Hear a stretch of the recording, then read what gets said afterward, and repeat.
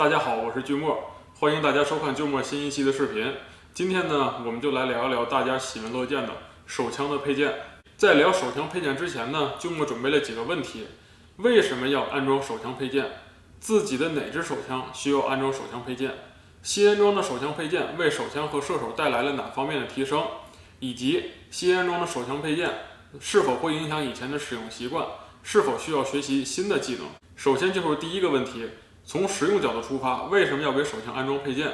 其实说简单点呢，就是让手枪或者让射手变得稳、准、狠。说的详细一些呢，就是提高在恶劣环境中的作战能力。恶劣环境包括比如低光环境中降低手枪的瞄准难度，提供外部光源，或者在高压环境中提高手枪的瞄准速度，提高手枪的容错率，以及降低手枪的操作难度。另一些方面的提升呢，比如说增加手枪弹容量，提高手枪的火力输出以及火力持续性，或者呢弥补一些原厂配件的短板。接下来是第二个问题，什么类型的手枪需要配件呢？军墨建议，首先为平时使用最多的手枪选购配件，比如说用作防卫用途的手枪。军墨在之前的视频中提到呢，防卫类型大体分为家庭防卫和个人防卫，所以说适用这两种不同类型的手枪，它们之间选购的配件也是不一样的。所以说，咱们就引出了下一个问题。接下来的问题就是，新安装的配件为手枪或者射手带来了哪方面的提升，以及新安装的配件是否影响了之前的使用习惯，是否需要学习新的技能。介绍完这几个问题以后呢，巨墨希望大家带着这些问题继续听巨墨接下来的讲解。巨墨为大家总结了一些巨墨平时自己喜欢用的，或者是大家经常提到的手枪配件。首先，巨墨觉得应该排在第一位的是枪灯和激光指示器。枪灯作为外部光源，可以有效提高低光作战能力，增加我方优势，比如说创造不平衡的可视条件，致盲对手或者威慑对手。同时呢，枪灯也可以降低后期法律程序的一些风险，比如说我们在使用枪灯的时候，在自我防卫条件下，最起码可以证明我们有一支枪灯可以就是判别对方的身份，并没有盲目射击。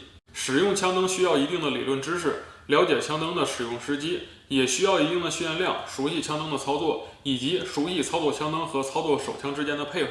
枪灯在家庭防卫和个人防卫中都可以使用，有些枪套呢，它可以支持手枪挂在枪灯插进去，以及市面上也有一些尺寸比较小的枪灯可以使用。下面就我们说说激光指示器。军墨推荐使用这种枪灯和激光指示器整合在一起的照明设备。激光指示器可以提高低光环境下的瞄准速度，快速判断弹着点，降低射击移动目标的难度。但是呢，同样作为外部可见光源，激光指示器和枪灯一样，需要一定的战术理论基础以及一定的训练量。同样呢，激光指示器也可以应用在家庭防卫和个人防卫中。接下来军墨介绍手枪瞄具。手枪瞄具大体分为两种，第一种是机械瞄具，第二种呢是光学瞄具。咱们先说说机械瞄具。机械瞄具呢是手枪上应用的通用性最好、可靠性最高的瞄具之一，基本上每支手枪都有机械瞄具。机械瞄具采用了3点一线的这个瞄准原理，后击瞄、前击瞄、目标3点连成一线即可命中。军墨推荐使用带有自发光能力的机械瞄具。自发光瞄具和枪灯和激光指示器并不冲突，因为在自卫环境中呢，枪灯和激光指示器不可能保持在一直打开的状态，所以说呢，在全黑状态下，自发光瞄具可以帮助我们大体判断枪口指向。这个就是自发光瞄具在黑暗中的样子。如果我们打开了枪灯或者激光指示器，我们可以看到这个枪口指向也是大体是一样的。所以说呢，当我们关闭枪灯或者激光指示器的时候，我们也可以大体判断枪口指向。下面是打开激光指示器的样子。我们可以看到呢，激光指示器和机械瞄具完美的在一条线上。因为军墨这个手枪呢，校准距离是25码，所以说我的这个激光指示器和这个瞄具在近距离上，它们并不是在同一个高度上。接下来，军墨介绍大家喜闻乐见的手枪光学瞄具。在介绍之前呢，军墨非常感谢 Nightfox Gun Shop，为军墨提供这支非常漂亮的 Garnic TP9 这支手枪，而且还配上了这个光学瞄具，给大家作为讲解。军墨和 Nightfox 枪店老板呢也是非常熟，这位老板呢人品非常不错，而且呢也是一位专业的业内人士，所以说呢，如果是休斯顿本地的朋友呢，可以去枪店看一看。然后呢 ，Nextbox 也提供网络购枪服务，所以说呢，这个如果不是休斯顿的朋友呢，也可以去他们的网店看一看。君莫会把他们的这个枪店信息呢放在视频下方的说明栏。接下来我们继续说手枪的光学瞄具。手枪的光学瞄具和机械瞄具最大的不同呢，就是它使用的是2点一线的这个瞄准原理，也就是说这个红点和目标之间2点一线，所以说极大的提高了瞄准速度。但是有一点君莫要提的呢，给手枪安装光学瞄具，并不代表手枪可以自动标准。现在君莫给大家演示一下。现在君莫演示一下手枪不装光学瞄具和装光学瞄具的区别。现在我使用的是 USP 9毫米，用的是机瞄。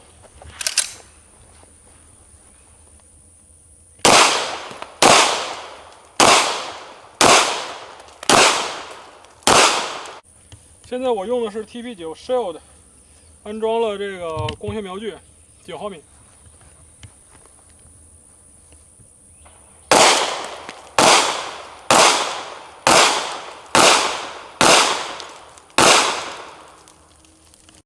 这个就是手枪使用光学瞄具的画面，大家能看到呢，在这个镜片里面有一个红点，我们只需要把这个红点对准需要射击的目标就可以了。比如说对准面前这只 HK45。但是呢，这个手枪的光学瞄具它也有一个局限性，就是呢，大家使用这个光学瞄具的时候，依然要就是说训练这个手枪的这个指向能力。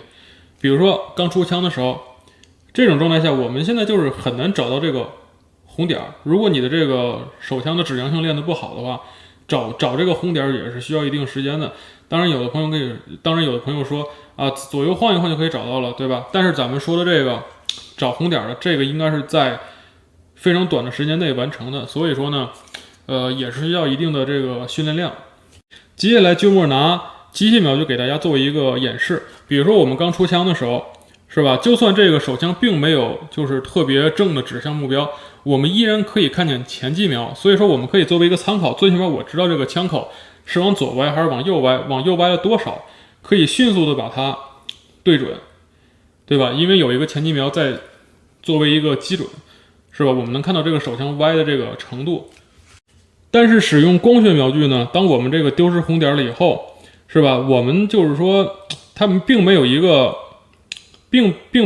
这个参照，也就是说呢，这个我们并不知道红点它到底歪了多少，然后呢，就是说要转动多少角度才可以找到这个红点。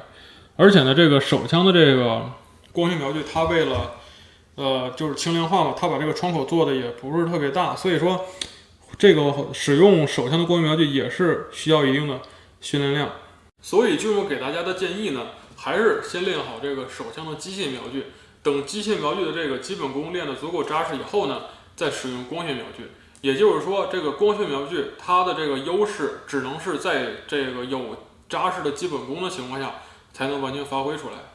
还有一点，君莫要说一下呢，就是这个光学瞄具在下雨的时候，如果镜片上沾水的话，它的这个点儿是会模糊不清的。君莫这支霰弹枪上装的瞄具和老版的瞄具结构一样啊，这个因为要不上胶水，我就这个不糟蹋这个老版的瞄具了。大家可以看一下呢，这个镜片上如果沾上水滴的话，它这个点儿是会变得这个比较模糊不清的。在蒙蒙细雨中拔枪自卫，这个想一想呢，就会觉得很浪漫。但是呢，这种情况应该不会经常发生。所以说呢，这个手枪步枪光学瞄具的这个缺点是不是很重要，大家自己决定。而且呢，很多网友希望君莫出一期关于调节手枪步枪光学瞄具的这个视频，这是没问题的。君莫会在下一个视频中呢详细讲解，也不一定是下一个，反正就是不久的将来吧，我肯定会出一期视频的。这期视频呢咱们就不提了，因为就算提了呢，也不会讲得太详细。君莫绝对会在这个专门介绍这个调节光学瞄具视频中呢，让大家看得非常明白，所以说不用担心。接下来呢，君莫讲讲另一个大家非常喜欢的手枪配件，就是加长弹匣。现在呢，君莫手里拿的是这个 HK USP Compact， 然后呢，它和这个全尺寸的 HK45它的弹匣是通用的，所以说君莫呢就用这两只手枪给大家讲解一下。插上以后呢，这个就是一般手枪加上弹匣的这个样子。它的这个原弹弹匣是8发，然后呢加上这 HK45，这是10发，等于是2发延长。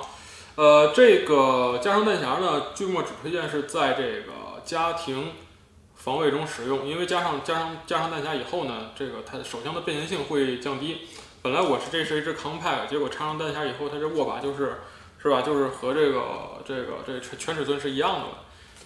还有一点，巨墨要提到的呢，就是在大家使用加长弹匣的时候呢，巨墨推荐使用原厂的加长弹匣。有些手枪可能就压根就没有，然后呢有些手枪有呢，价格可能会比较贵，但是巨墨推荐使用原厂，这是为什么呢？因为原厂弹匣都是经过测试的，所以说它们的可靠性非常好。有些副厂弹匣呢，巨墨不太能保证它的这个可靠性。如果这个手枪在使用情况下，这个因为弹匣的原因卡弹了，这个是非常严重的后果。所以说呢，尽量使用原厂弹匣。还有一种弹匣呢，它就是在这个。就是还有一种加长弹匣，是它在这个原厂弹匣的基础上有这个能加装这个延长，这个是巨墨觉得是没问题的，因为手枪最重要的主要是它前面这个爆弹口这块，这个部件是原厂造的呢，下边加一些延长是没问题的，但是要确保呢，加装这个加长部件以后，要确保使用这个增这个相同长度的这个就是合适的弹簧，因为比如说我这个弹匣。我这里边是这个弹簧是给这个8发弹匣用的，但是我把它拿到10发弹匣里边来，它可能就会发生故障，所以说大家一定要注意这个使用匹配的弹簧。